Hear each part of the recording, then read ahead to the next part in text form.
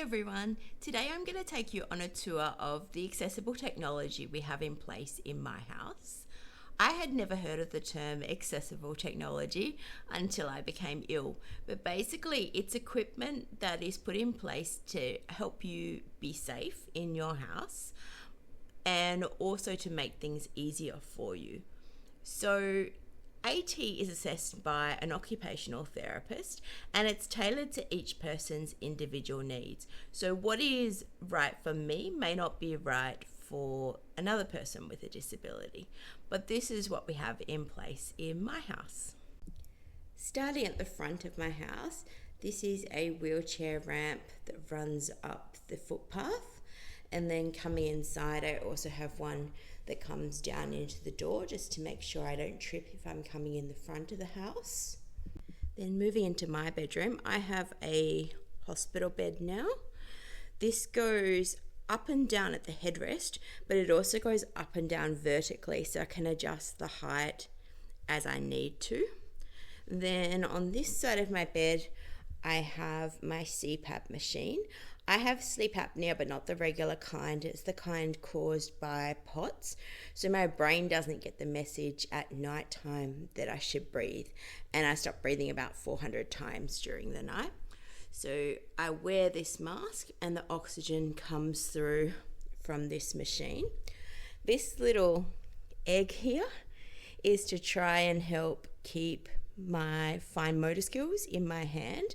It's sort of a bit squishy, almost like slime like, and that just helps keep things moving in my hands. Then into my bathroom.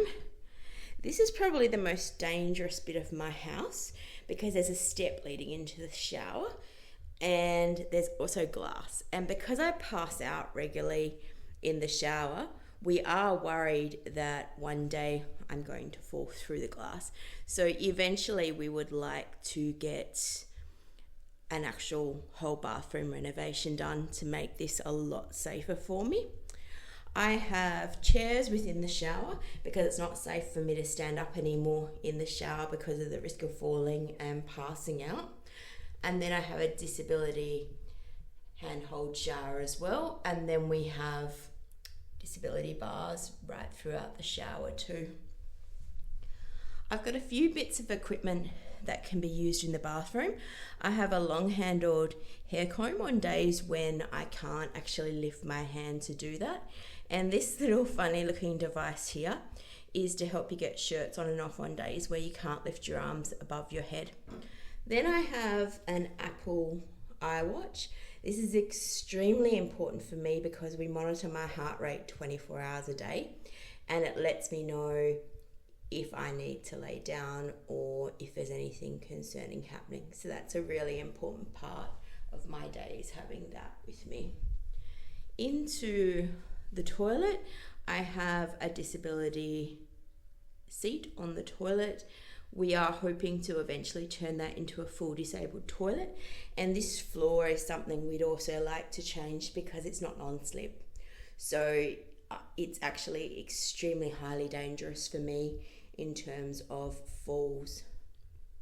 Next to my bed, I have this hospital table, and this is where we keep everything I need to have easily accessible to me, things like a pulse oximeter and a blood pressure machine, just in case anything happens and I need to be able to check levels at any point in time.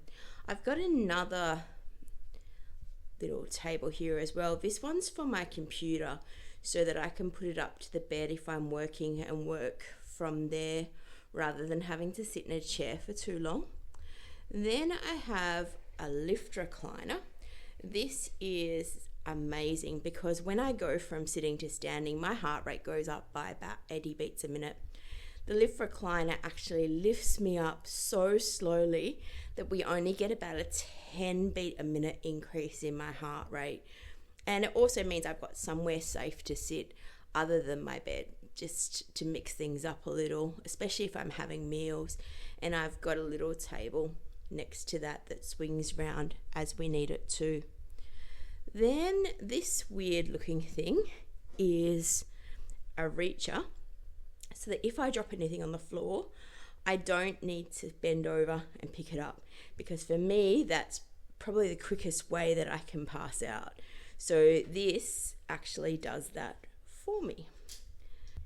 Then I also have this little device.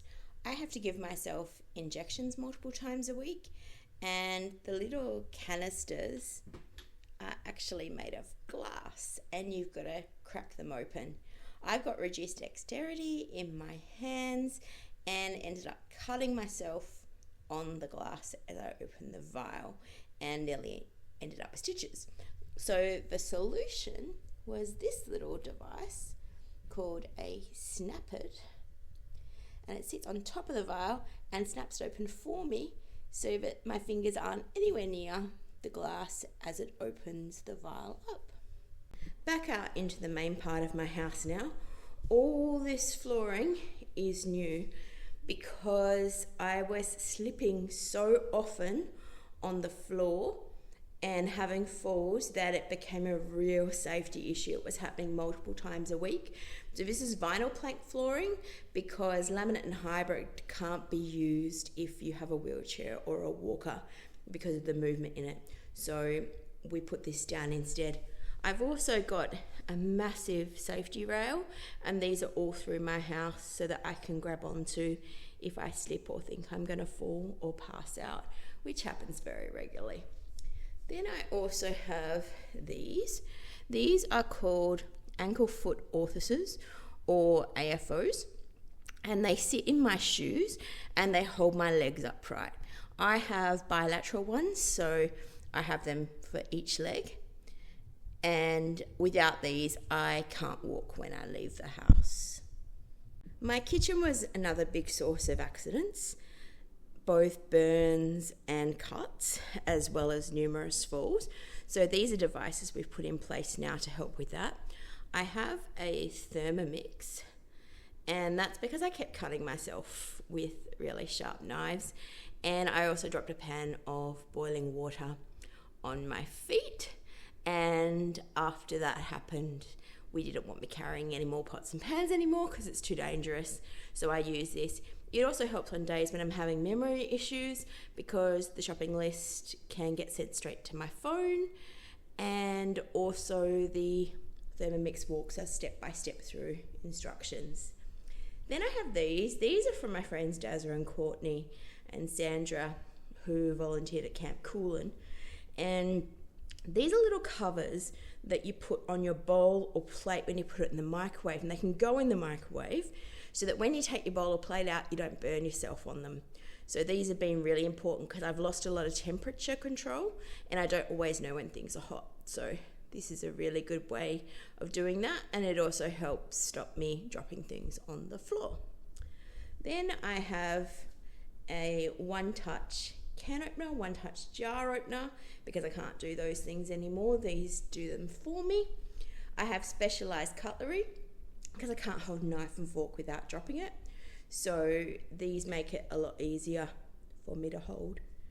Then I have Sharpies absolutely everywhere through my house because I can't hold a pen properly without dropping it. And Sharpies are that little bit thicker, so they're a lot easier for me to write with. This is my pool jacket because I kept falling and running the risk of passing out after getting out the pool, which I'd use for hydrotherapy. Now I don't have to get changed after the pool. I can simply just whack this jacket on and not see the drastic heart rate increases we were seeing before. I also have this because I can't hold keys properly without them dropping through my fingers. And this goes in the lock and helps me hold the key so I can actually open the door. Then these are my mobility devices. I have a walker. This is a forearm walker. Looks a bit different to a normal walker. It keeps me upright. I don't have to bend over as I'm walking, and just a much safer option for me, and folds down really nicely into the car as well. Then I have a wheelchair for when I'm having a bad day. Also, if I'm going to a theatre show or something that requires a bit more effort, we tend to use the wheelchair instead. I'm not a fan of the wheelchair. I prefer the walker because I have a lot more freedom with it, but some days it's necessary for me to have that.